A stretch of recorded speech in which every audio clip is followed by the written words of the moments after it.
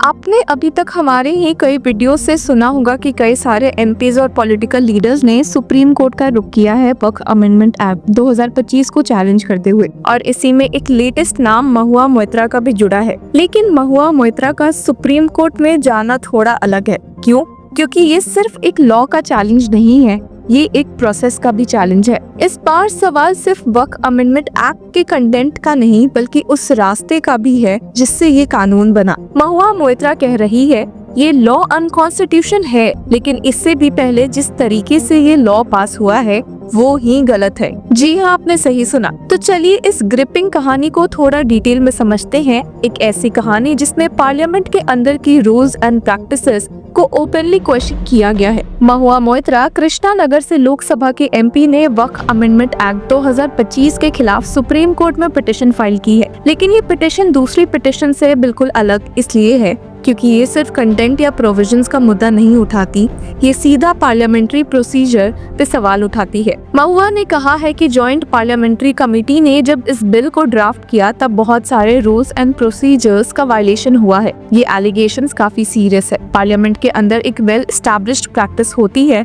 कि जब कोई रिपोर्ट ड्राफ्ट होती है तो उससे मेंबर्स को काफी पहले सर्कुलेट किया जाता है ताकि वो उसे पढ़ सके, समझ सके और अपना इनपुट दे सके। लेकिन महुआ का कहना है कि ड्राफ्ट रिपोर्ट 28 जनवरी को सर्कुलेट की गई, सिर्फ एक दिन पहले जब उसे कंसिडर करना था 29 जनवरी को। मतलब प्रैक्टिकली किसी के पास समय ही नहीं था उस रिपोर्ट को थॉरली पढ़ने का। ये स्पीकर्स डायरेक्शन 69 सबसेक्शन 1 के खिलाफ है, जिसमें क्लियरली लिखा है कि मेंबर्स को रिपोर्ट वेल इन एडवांस दी जानी चाहिए। कॉल एंड शतकर की authoritative book practice and procedure of parliament भी इसी बात को रीइंफोर्स करती है। अब इससे भी ज्यादा डिस्टर्बिंग एलिगेशंस ये है कि अपोजिशन के जो मेंबर्स जेपीसी का हिस्सा थे उनके डिसेंट नोट्स रिपोर्ट से हटा दिए गए और ये कहा गया कि उनमें अनपार्लियामेंट्री लैंग्वेज थी। लेकिन JPC chairman BJP MP Jagdambika Pal ने ये बताने की भी जहमत नहीं की कि कौन सी लाइन अनपार्लियामेंट्री थी। अगर ये सच है तो ये पार्लियामेंट की डेलिब्रेटिव प्रोसेस को कॉम्प्रोमाइज करता है। डिसेंट तो किसी भी डेमोक्रेसी का एक वाइटल पार्ट होता है, उसी से तो डिस्कशन आगे बढ़ते हैं। इसी को ध्यान में रखते हुए उनके प्ली में मेंशन किया गया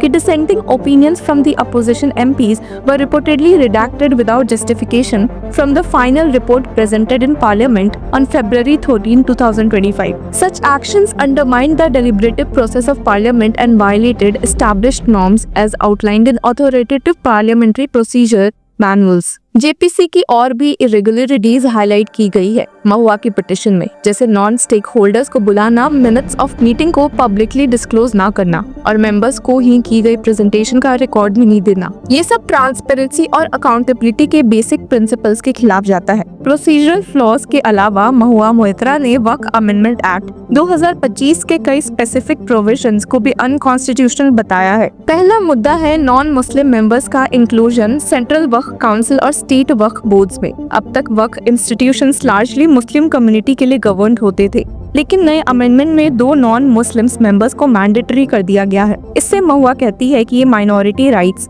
और इक्वल ट्रीटमेंट के कॉन्स्टिट्यूशनल प्रिंसिपल्स के खिलाफ है। एक और कंट्रोवर्शियल अमेंडमेंट है सेक्शन 3C का इंक्लूजन, जिसमें वक्फ बाय यूजर को हटा दिया गया है। मतलब अगर कोई प्रॉपर्टी हिस्टोरिकली वक्फ के पर्पस से यूज हो रही हो लेकिन प्रॉपरली डॉक्यूमेंटेड नहीं हो तो अब उसे वक्फ नहीं माना जाएगा। फिर एक और नया क्लॉज सेक्शन 64L, जिसमें कहा गया है कि अगर कोई मुतवाली ट्रस्टी किसी ऐसी ऑर्गेनाइजेशन का मेंबर है जो यूएपीए के अंडर बैंड है तो उसे हटा दिया जा सकता है। ये क्लॉज एक तरफ नेशनल सिक्योरिटी को प्रोटेक्ट करने के लिए है, लेकिन इसमें मिसयूज की भी संभावनाएं हैं, स्पेशली जब यूएपीए एक्यूजेशंस खुद क्वेश्चनेबल होती है। वक्फ को एक एक्सक्लूसिव जोन बना दिया गया है जिसमें रिलीजियस गेट कीपिंग की जा रही है। इस पिटीशन का इम्पैक्ट काफी लेयर्ड है। एक तरफ ये माइनॉरिटी इंस्टीट्यूशंस के ऑटोनॉमी और इंटीग्रिटी के इश्यूज उठाता है, दूसरी तरफ ये पार्लियामेंट की इंटरनल फंक्शनिंग को एक्सपोज करता है। जहाँ प्रोसेस ही फ्लॉड हो तो प्रोडक्ट पर ट्रस्ट कैसे करे। ये भी नोटिस करने वाली बात है कि जब पार्लियामेंट की प्रोसीडिंग्स पर चैलेंज होता है तो कोर्ट्स जनरली रिस्ट्रेन्ड होते हैं इंटरफेयर करने करने में। लेकिन अगर प्रोसीजर ही वायलेटिव हुआ हो, जैसा कि महुआ मोइत्रा क्लेम कर रही है,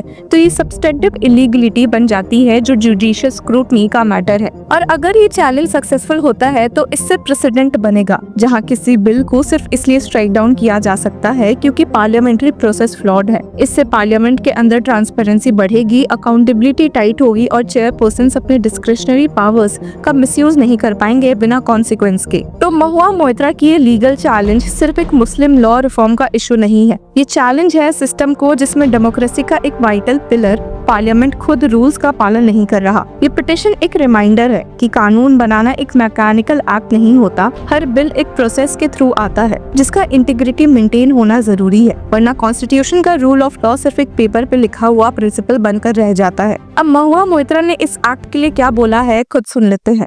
Basically, it is sending a very chilling effect to the Muslim community that संभाल के रहो, हमारे पैरों के नीचे रहो.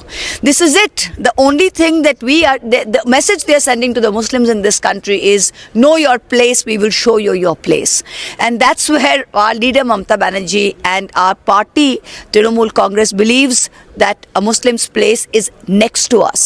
We want to walk hand in hand. A Muslim's place in this country is not Pau Tale or at our feet. A Muslim's place is next to us with their head held high, walking together in a secular India. And that is what this bill has destroyed today. Thank you. Parliament has passed to work amendment bill. What is your take on it? It was, like I said, it was a day of great shame. You must remember there was only 25 votes this way or that way that prevented this. Even with their huge majority, they passed it 288 to 232. And even after this, after what has happened, this is sending a message to all Muslims in our country that you are not equal. You are second-class citizens. You are not equal because you have to give a certificate to prove you are practicing Islam. Hindus don't have to give a certificate. You are saying only Muslims, non-Muslims cannot donate to Muslims. That is against the constitution. Third, you are putting in a body, Central Waqf Council of 22 members, you are putting 12 non-Muslims and 10 Muslims. Can you do this to Janam Bhoomi Trust? Can you do it in SGPC? And you will then pass orders saying for 5 years you are taking over as government land. So this is nothing but to tell Muslims you are not equal, your rights are not the same, you don't have the right to administer religious properties. This is the most discriminatory law. तो अब देखना ये होगा कि क्या supreme court इस challenge को एक प्रोसेस रिफॉर्म अपॉर्चुनिटी के रूप में देखेगा या एक पॉलिटिकल कंट्रोवर्सी समझकर साइड कर देगा। क्या आपको लगता है पार्लियामेंट में डिसेंट की जगह कम होती जा रही है? कमेंट सेक्शन में हमें जरूर बताएं और तब तक के लिए keep following Law Chakra. Hello law lovers and justice seekers, welcome to Law Chakra. हम आपके लिए लेकर आए हैं कुछ बहुत ही exclusive. Introducing Law Chakra prime membership, जो आपको देगा exclusive access like never before. चाहते हो कि सबसे पहले आपको मिले latest legal updates? Law Chakra prime के साथ आपको मिलेगा early access to exclusive content, critical case analysis, courtroom बैठ का ब्रेकडाउन, वो भी बाकी व्यूअर्स से पहले। मोर अपडेट्स, मोर एनालिसिस। इसी के साथ अगर आप कभी सोचे कि हम कैसे लेकर आते हैं आपके लिए ये लीगल अपडेट्स, तो इसके लिए भी प्राइम मेंबर्स के लिए है हमारे पास एक special sneak peek behind the scenes of law chakra. Brainstorming session से लेकर ब्लूपर्स तक सब कुछ। In short, more content, more update and more analysis. Political legal controversies हो या इन डेप्थ लीगल सेशंस, सब कुछ आपको मिलेगा एट वेरी मिनिमल प्राइस। बनिए लॉ चक्र की प्राइम मेंबर और अनलॉक कीजिए full potential of legal knowledge. अभी ज्वाइन कीजिए।